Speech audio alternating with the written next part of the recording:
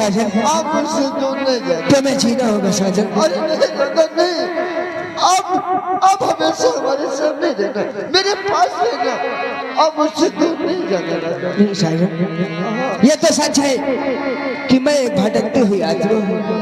अरे हमारा तो कोई ठिकाना नहीं है कि कहाँ मैं कब रहूं और कहाँ न रहूं। हाँ साजन, हमारा तुम्हारा मिलन नहीं हो सकता। क्या साजन, मैं तुम्हें यह आशीर्वाद देती हूँ, तुम जहाँ कहीं भी रहोगे हमेशा सदा खुशहाल रहोगे साजन। और हाँ, आप अपनी दूसरी शादी रचा लेना साजन, अपनी दूसरी शादी रचा लेना और अपना ख्याल रखना साजन।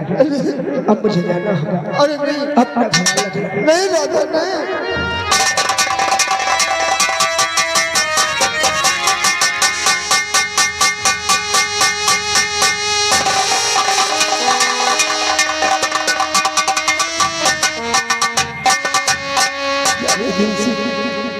ओ तेरी राधा नहीं है बेटी, ओ उसकी आत्मा है। तेरी राधा पर